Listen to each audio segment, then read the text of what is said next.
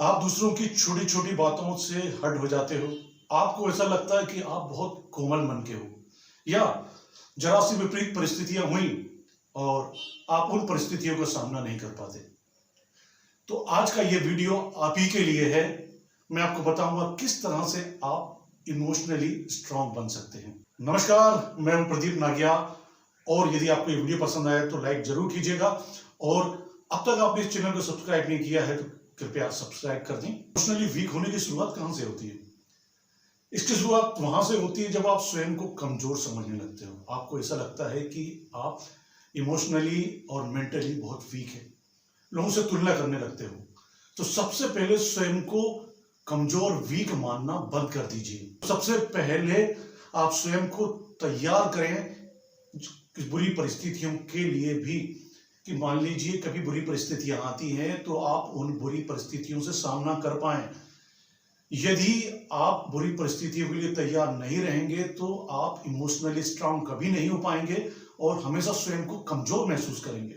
हाँ, नेगेटिव मत सोचिए, नकारात्मक मत सोचिए, लेकिन आप तैयार रहें कि आपके सामने भी बुरी विपरीत परिस्थितियां आ सकती हैं। तो उन विपरीत परिस्थितियों को देखकर आप घबराएं नहीं।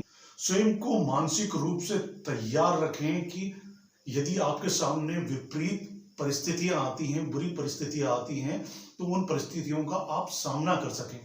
हम अक्सर अपने दैनिक जीवन में एक चीज और देखते हैं कि हम छोटी छोटी बातों पर खींच जाते हैं, तनाव लेने लगते हैं। यह तनाव धीरे धीरे बड़ा हो जाता है।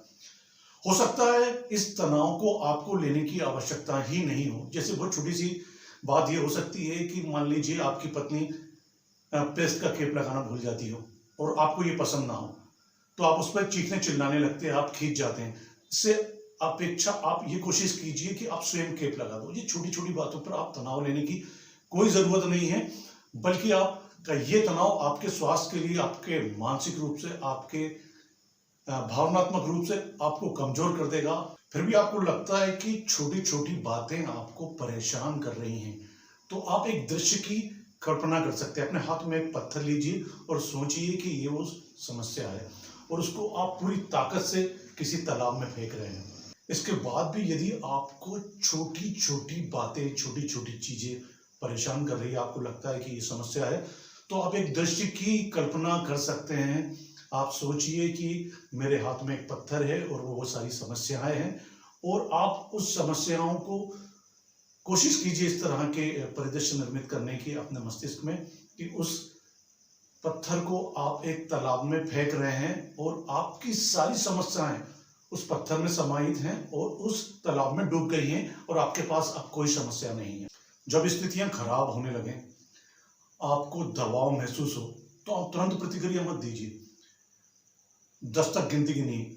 आपको लगेगा कि बहुत आम बात है 10 तक गिनती गिनना, सभी बताते हैं, लेकिन ये बहुत काम की चीज है, एक क्लिच है।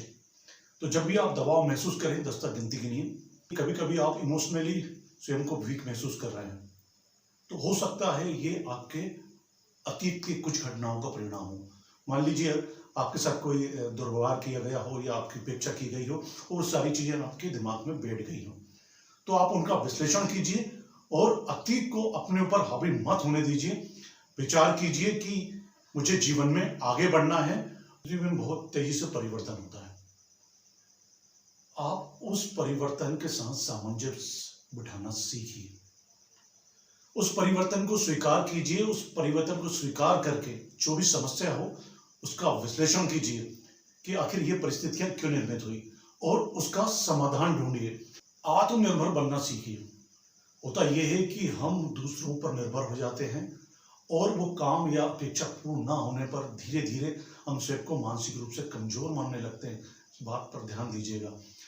तो आप कोशिश कीजिए कि आप आत्मनिर्भर बने। जो भी काम हो आप स्वयं करने की कोशिश कीजिए। क्या आप जानते हैं कि 1914 में थॉमस एडिसन की प्रयोगशाला आग में जल गई थी? उसके बाद थॉमस एडिसन ने क्या कहा? उन्होंने कहा, अच्छा हुआ मेरी सारी गलतियां इसके साथ जल गई, अब मैं नए सिरे से काम कर पाऊंगा। ये होती है सकारात्मक सोच। परिस्थितियां कितनी भी विपरीत हों, लेकिन उस समस्या का हल निकालिए, जो भी समस्या हो, जो भी परिस्थिति हो, उस पर सोच समझ कर निर्णय लीजिए और उन परिस्थितियों से बाहर निकलने की कोशिश कीजिए। कभी कभी जीवन में ऐसी घटनाएं आ जाती हैं कि वो परिस्थिति, हाँ, वो घटनाएं हमारे हाथ में नहीं होती।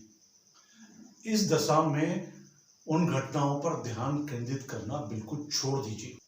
उन घटनाओं से उत्पन्न होने वाली परिस्थितियों को स्वीकार करें, क्योंकि वो आपके काबू में नहीं आ सकती। कुछ प्राकृतिक घटनाएं भी होती हैं, निश्चित रूप से उन घटनाओं पर हम काबू नहीं पा सकते, तो आप उन पर काबू करने की कोशिश भी मत कीजिए। नए लोगों से मिलिए, मेलजोल बढ़ाइए, दोस्त बनाइए। अच्छे दोस्त जीवन में वरदान की तरह होते हैं। आप इमोशनली रूप से स्वयं को वीक महसूस कर रहे हो, कमजोर महसूस कर रहे हो, तो आप किताबों को भी दोस्त बना सकते हैं। किताबें आपको जीवन को समझने में, समस्याओं का निवारण करने में सहायता प्रदान करती है, आपका एक विजन बनाती है। इमोशनली वीक होने पर कभी भी तुरंत प्रतिक्रिया मत दीजिए, अच्छे दोस्त बनाइए। समस्या या परिस्थिति से घबराइए मत। आप ये कोशिश कीजिए कि आप उन समस्याओं से किस तरह निकल सकते हैं। ये आपको इमोशनल वीक होने से बचाएगा।